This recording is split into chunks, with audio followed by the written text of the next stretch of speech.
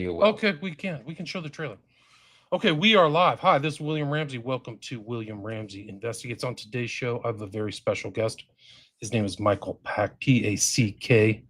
And if you're watching this on my 3 YouTube channels, which I magically got back in early October, or X, Twitter, or Rumble, or Rockfin, you will see his new documentary, the entirety of which I watched today. It's excellent. It's about 90 minutes. The full title of the documentary is The Last 600 Meters, the battles of Najaf and Fallujah. And at the time this happened in 2004, some of the information wasn't coming out. At least I didn't see it. Maybe I wasn't paying attention. So to see this kind of information in real life, it's very first person. There's a lot of interviews. But Michael, this is not his first rodeo. He actually has two production companies. One is Manifold Productions. The other is Palladium Pictures. So I'll put links to his website so you can check those out. But he did he's been doing this, producing stuff since 1977. So he's written, directed, and produced numerous award-winning, nationally broadcast documentaries, as well as corporate and educational films. I'm not going to go through his whole list, but he's done some recently. One is Created Equal, Clarence Thomas in his own words. And a lot of these shows are on PBS. I watched this current one, The Last 600 Meters, on PBS. He's also done Rickover, The Birth of Nuclear Power, Rediscovering Alexander Hamilton. I'm sure that's very timely. God in the Inner City, Rediscovering George Washington, The Fall of Newt Gingrich, Campus Culture Wars. That's very timely, it seems like. 5 stories about political correctness. So those are just some of the things. He also served from 2020 to 2021. He served as the first Senate-confirmed CEO of the U.S. Agency for Global Media, USAGM, and that oversees the government's 5 international broadcasting networks. So together they reach hundreds of millions of people and have a huge budget. He was also president and CEO of the Claremont Institute in Upland, and publisher for its Claremont Review of Books. So he has a varied career and done a lot of things. But what we're going to talk about specifically today, like I mentioned at the intro, is this war documentary. Pretty graphic. It's really something else to watch. But the full title, again, is The Last 600 Meters, the battles of Najaf and Fallujah. So Michael Pack, welcome to the show. Thank you for having me on. It's great to be with you, William. Excellent. So for people who haven't heard your name, you have a very long, successful career.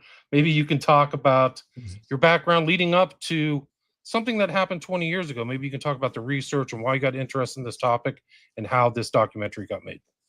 Absolutely. Well, as you said in the intro, I've been making documentaries for decades. We've made 15 or so that have been nationally broadcast on PBS. And on the subjects that you listed, and we recently formed they were all under the aegis of Manifold Productions. We recently formed this new company, Palladium Pictures. But the film that was recently broadcast, as you say, PBS broadcast it the day before Veterans Day, November 10th, which also happened to be the Marine Corps' 250th birthday, also appropriate since these were mainly Marine battles. And that film, The Last 600 Meters, the battles of Najaf and Fallujah, have that title because a sniper says in the film, a Special Forces sniper says, "I don't make foreign policy, I deliver the last 600 meters of it," meaning what he could see through a sniper scope. We tried in this film to tell these battle stories from that point of view, of the last 600 meters, the people on the tip of the spear.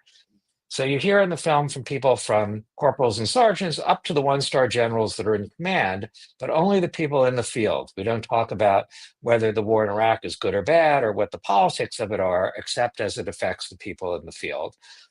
And these battles were the biggest battles America has fought since Vietnam. And we think it's important to understand these battles, just like it is other battles in American history. And we tell them as a battle story, as if it were Gettysburg or Iwo Jima, what happened on the ground. And I think they're very compelling stories in their own way. And we need to understand them, both because it honors the veterans and because we're embroiled in this kind of warfare very much today, and as our allies in places like Ukraine and Gaza and elsewhere. So I think it's pretty relevant. Now you're viewers and listeners can see it on Amazon. It's streaming on Amazon, as are the other two of the other films you mentioned, both Created Equal, Clarence Thomas in his own words, and the film about Admiral Rickover, another two great heroes of the last century. Clarence Thomas, of course, very much with us. So I got involved in this film many years ago. So the battles, as I say, took place in 2004.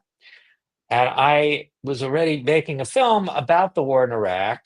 And we were originally going to focus on sort of technology and warfare. You may recall that the beginning of the war on terror, in Afghanistan, there was a big emphasis on high-tech warfare. Special forces went in and worked with the Northern Alliance, and they brought down the Taliban quickly with just high-tech air support.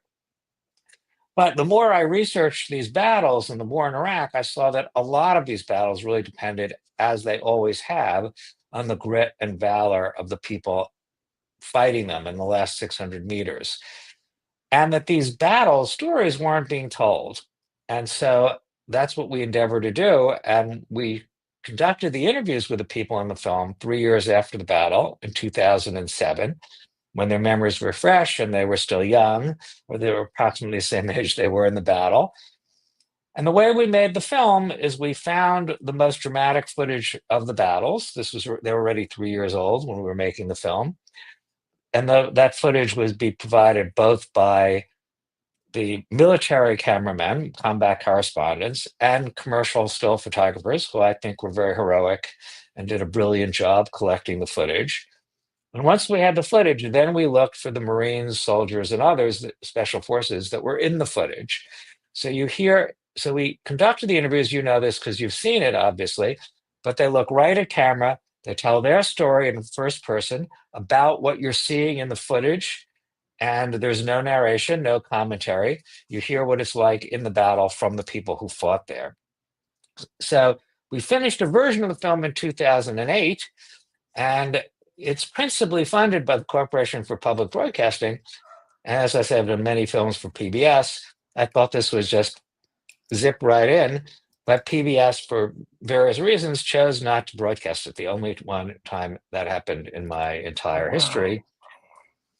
And they originally said it was too pro-military, or whatever that means, and many other things over the years. But my wife and I, who is my business partner, Gina, would go back to PBS and beg them to broadcast it. And lo and behold, miraculously, this last year, they finally said yes. And I credit the current president of PBS, Paula Kerger, in having the courage to reverse 17 years of no and say yes. So after this long wait, it's finally both on the air in PBS and now streaming on Amazon and pretty soon elsewhere. That's weird. I didn't get that feeling that it was like super pro-military for me. I thought it was just really first person. I felt like I was there.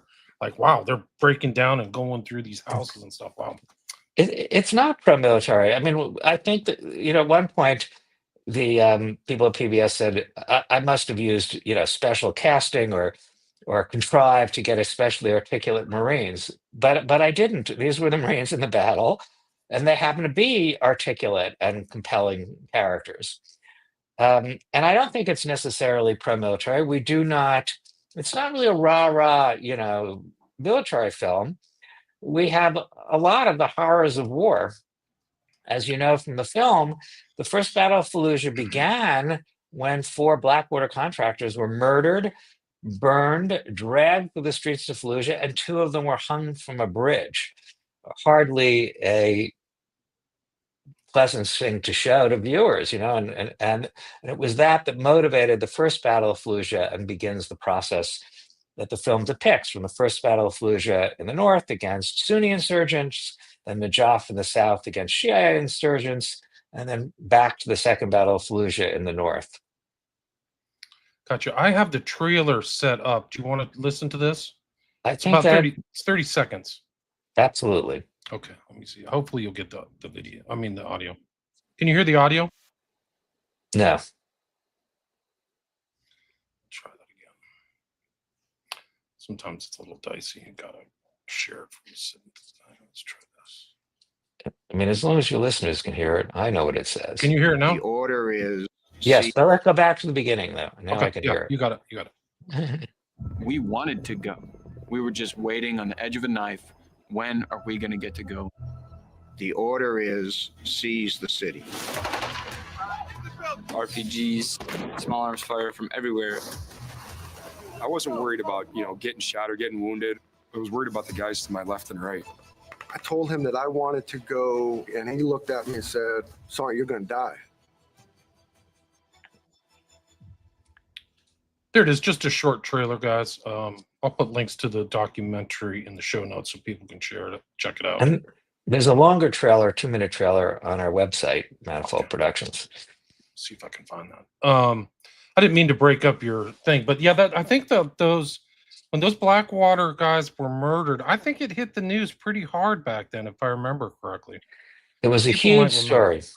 And it was horrifying. I mean, not only were they hung from this bridge, but insurgents celebrated and danced under their bodies. And it motivated the military and diplomats back in Washington to decide we've got to clear the city.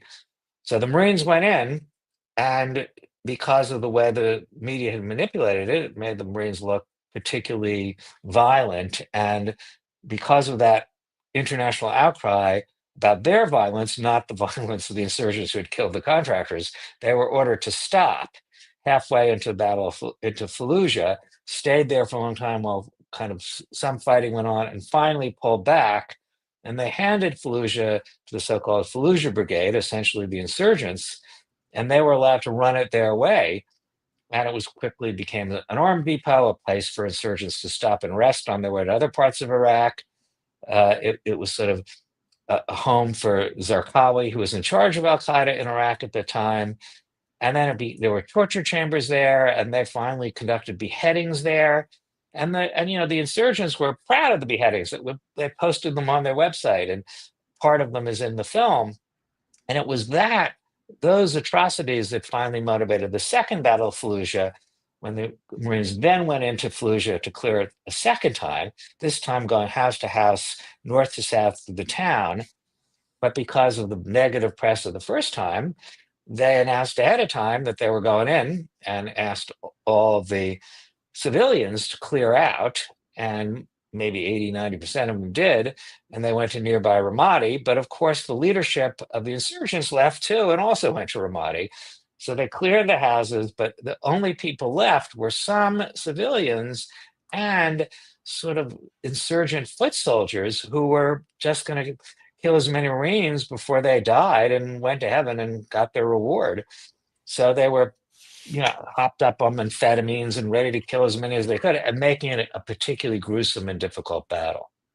And for people who don't know the mapping of the area, Fallujah is about 20 minutes, I think it's west of Baghdad. So it's kind of a suburb. Yeah. I think it's considered a suburb. Yeah. It's west of Baghdad, so yes, sometimes called this. It's in the sort of northwest of Iraq. That's right. Yeah. And it's also like when they said people cleared out, the 250,000 people cleared out. Like it was good. They knew it was going to be a big event, right? I mean, I think they mentioned 7 battalions, which is roughly 7,000 Marines, or like a pretty substantial force was going in house to house combat, right?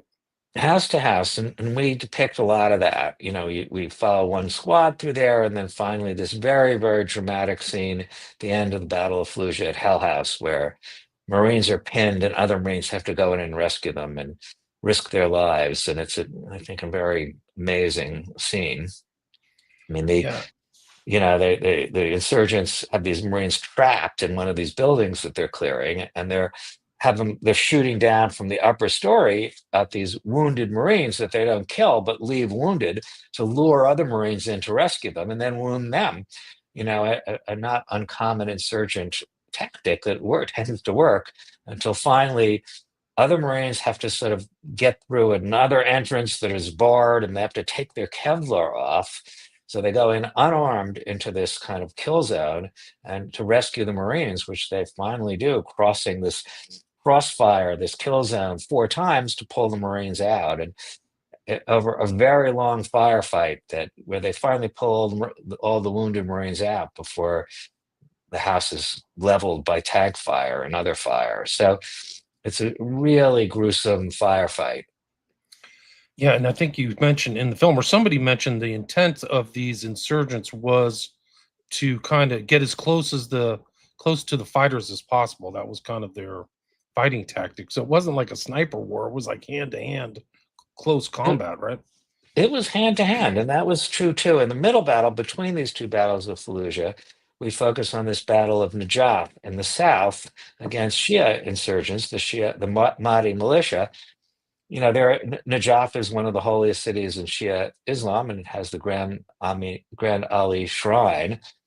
And the insurgents first they're fighting virtually hand to hand in this weird cemetery, huge multi-leveled up above ground, and then with catacombs down below, and then finally in these hotels that are kind of leveled, and they're in the basement. And at one point, one of the people in the film, Seth Moulton, who is now a Democratic congressman from Massachusetts, Oh, tells interesting. the story that one of the people in one of the squads trapped in this basement runs across an insurgent, and it's so close that they cannot get their weapons out. And of course, there's no air support because they're underground.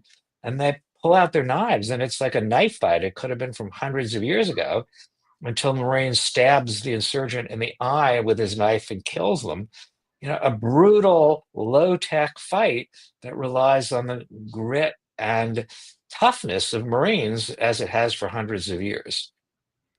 Right, and this is kind of where the whole split in Islam occurred, right? Was at in around this area where like was the bloodline of Muhammad. Somebody That's got right. killed, right? And then it became Shia and Sunni, right? Yeah, it depends on who you think, where you think the bloodline, as you say, comes after Muhammad. I mean, does it go through, Ali, or does it go through his direct children? And and that's the Shia Sunni split. And as you know, the main center, not the center, but the most powerful Shia country is Iran, and they're the largest sponsors of Shia insurgents, and they were really supporting the Mahdi militia in Najaf as well. And that was kind of like another bloody thing, but the imam at the time, I think it was it Muqtada al-Sadr or one of the imams? No, it was Ayatollah Sistani or whatever. That's right. Yeah. That's right. Can you tell about him and how the fighting kind of came to an end there? Well, Muqtada al-Sadr was the leader of the Mahdi army that were insurgents at the time. I mean, he's gone in and out of Iraqi government since, but he was the insurgent. He was attacking American troops, and they were fighting back. First, they were fighting in that cemetery, and they pushed them into the center of the city of Najaf. And at the center of the city is the shrine. And the insurgents took refuge in the shrine because they knew that we couldn't attack the shrine because it was one of the holiest sites in Shia Islam. So they're there. And the plan was we couldn't send in Marines, but maybe Iraqi special forces could go in the shrine. So they're getting trained. They're supposed to go in the shrine.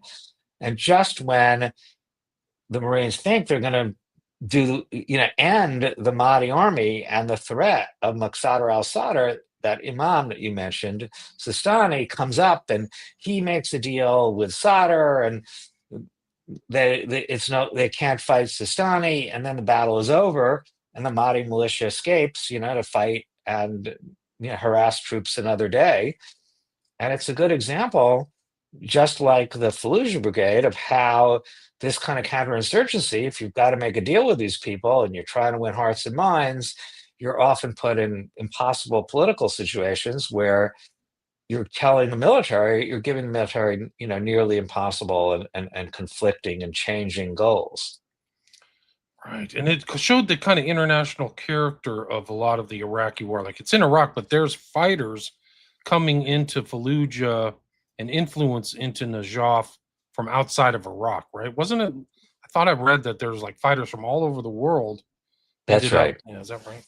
That's right. So Sunni from Sunni countries, they're helping. So in Fallujah, it's mainly Al Qaeda in Iraq, run by Zarqawi, later killed by U.S. forces, and they are assisted by Sunni radical Sunni, Islamic jihadists from other countries like Syria, for example.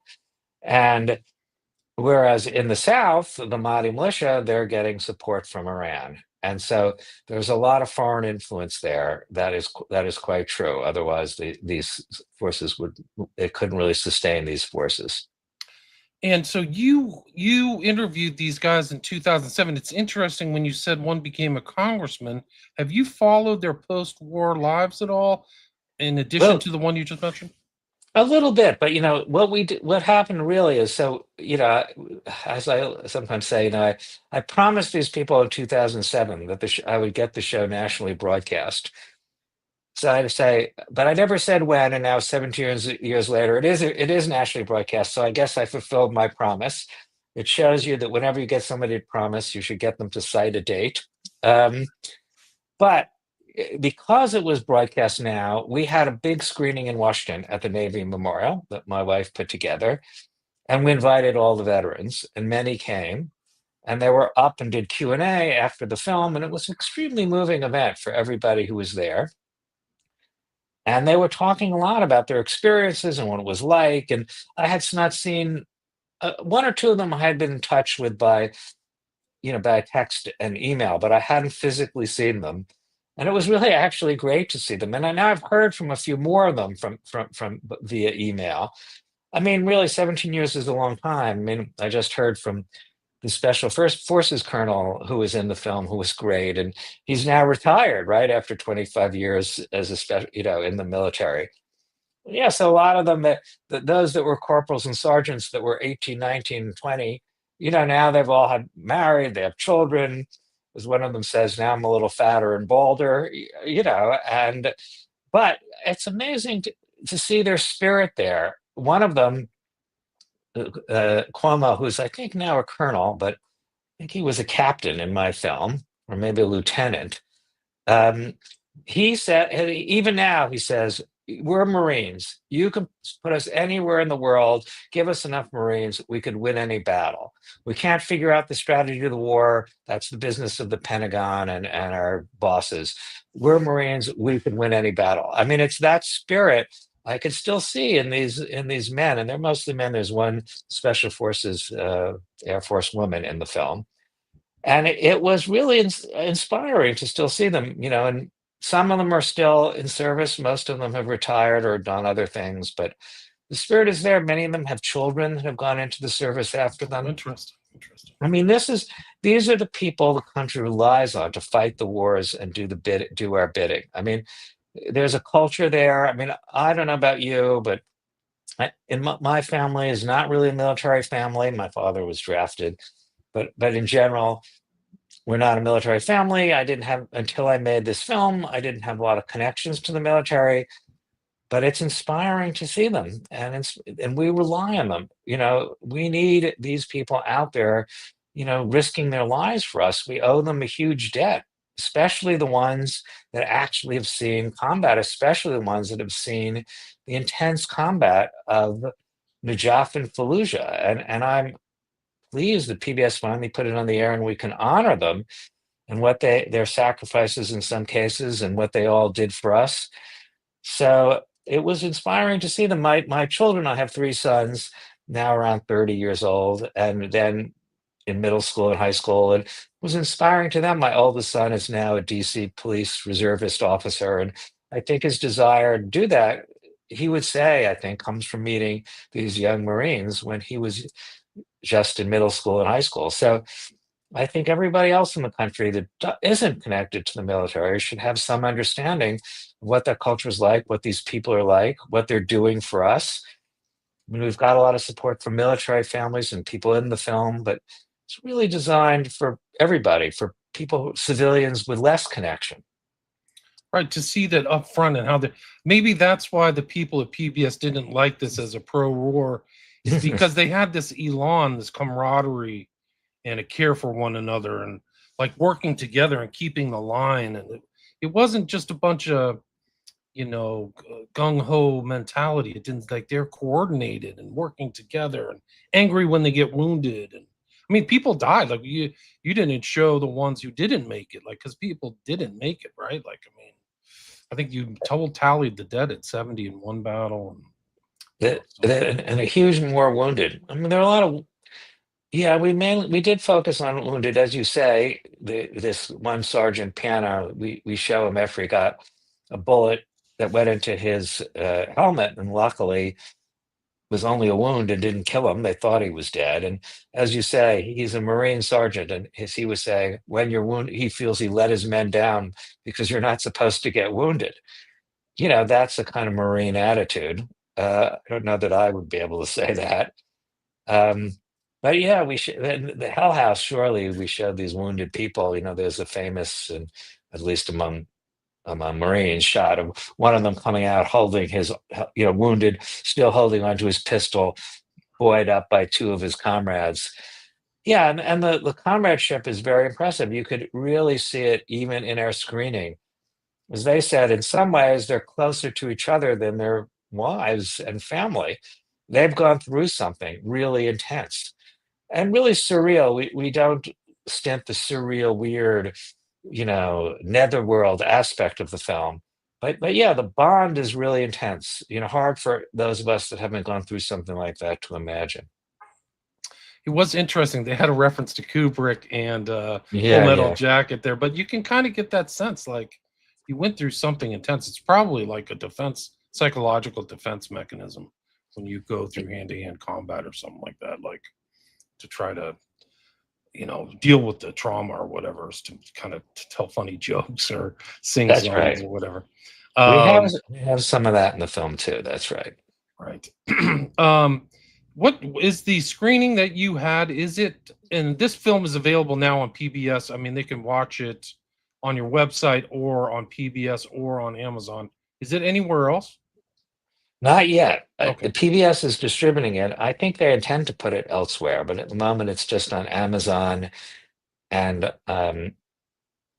it's really just on Amazon. But look, if they're pricing it at $2.99, that's an incredible bargain. I don't know why it's so priced so low, but whatever. It's good for your viewers. Um, so that's right. That's The really the way to see it. Yeah, I But mean, you can see the trailer on our website too. I think, like you said at the intro, it's very important to see this because this is kind of what's happening in Syria and Gaza and other kind of warfare areas, Yemen, and it still kind of seems like it's going on, like this kind of like incessant kind of sectarian battling and stuff like that. Just And then so, the techniques of the insurgents in Iraq, you can see insurgents everywhere using. I mean, Hamas, for example, does behave similarly to the insurgents in Iraq. They shelter behind civilians, so that was a technique throughout this. When they're clearing Fallujah, they're knocking down doors, and they open the door, and is the person a civilian that they're supposed to help, or is he an insurgent? Do they have a hidden machine gun, or are they suicide vest, or so they have to help them, or are they a danger? And there's sheltering in hospitals and mosques. You can see that, and you can see Hamas doing that, just like Al Qaeda in Iraq was doing it. And these techniques are there all the time, used all the time, and the manipulation of the media to sort of make the Marines look like they're the aggressors. So at one point, PBS had asked us to remove this. Luckily, now they did not. Any of the sort of the beheadings that Al Qaeda in Iraq had done that motivated the second Battle of Fallujah. But if you don't see the barbarity of the insurgents, you can't understand why the Marines act the way they do. If you only show the Marine action, not reaction, but not what they're acting against, it makes no sense. So insurgents are still behaving the same way. I think it's very relevant. I think there'll be this kind of warfare in the future. Really, this kind of counterinsurgency warfare is the most common warfare in the history of war. We think of the big wars, rightly, World War I, World War II, the Civil War. But really, the majority of wars from Roman times to today are these smaller insurgencies and counterinsurgencies, and we'll be fighting them, and others will be fighting them into the future. I think you're right. Syria was kind of an insurgent overthrow too. Like, so this is within the last couple of years, so it's still kind of going on. This, Indeed. this type of warfare. The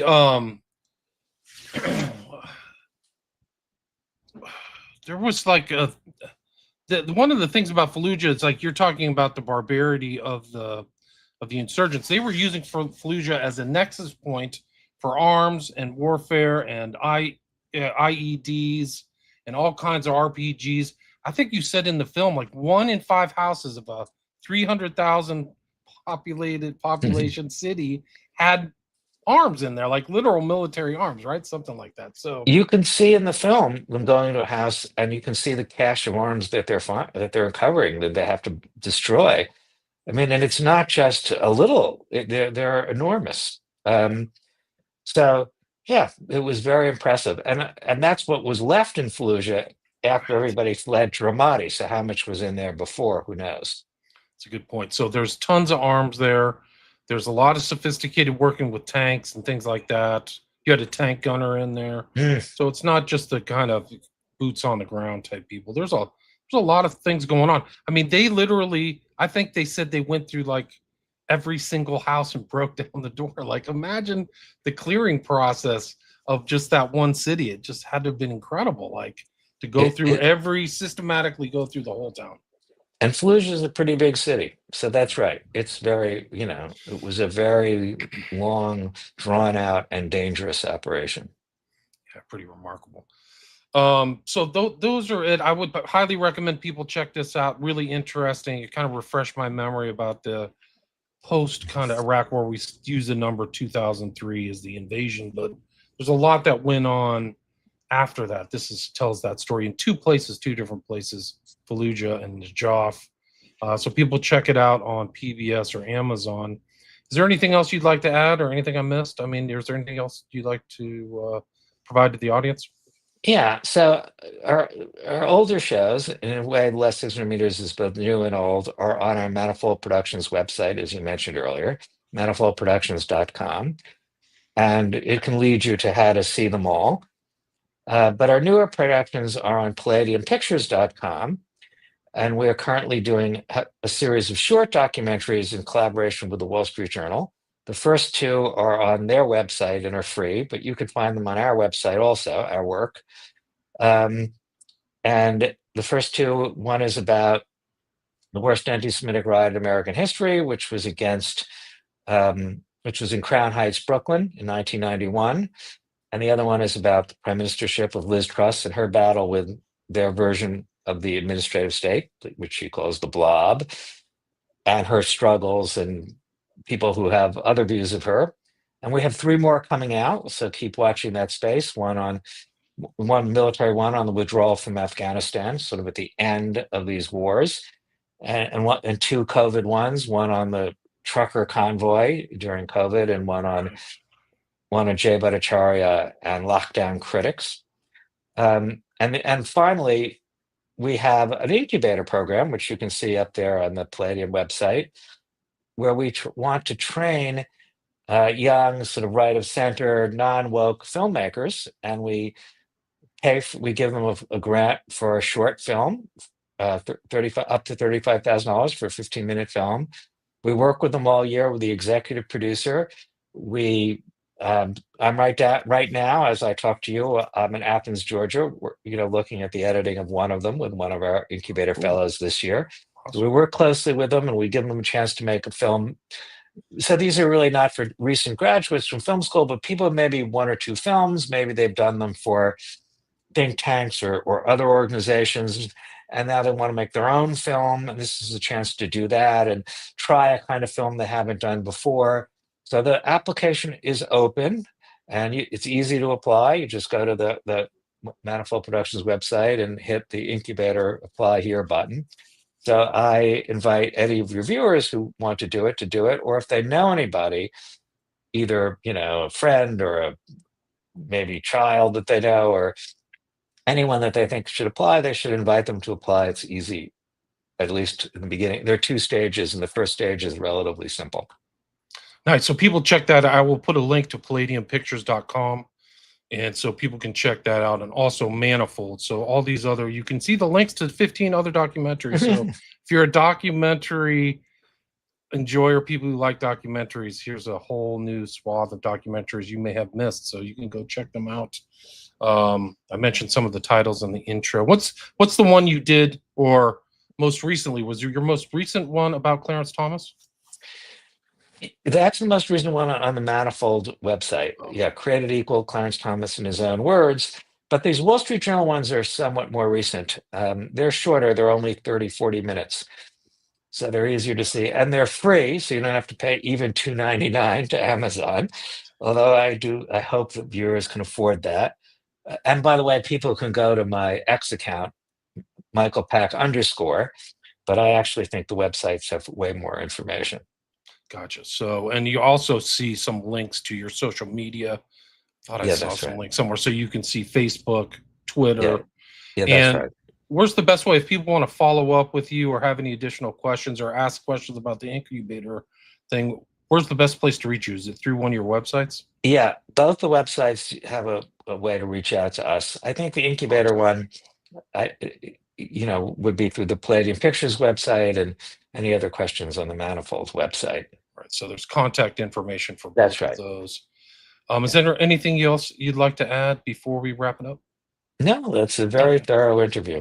Awesome. Well, awesome. Thanks so much. Thanks for your time, and thanks for finally getting this documentary out. Again, the full title of the documentary is The Last 600 Meters, The Battles of Najaf and Fallujah. And the author of the documentary producer and director is with us today, Michael Pack. Thanks so much for your time. Stay there. Thank you. Stay there.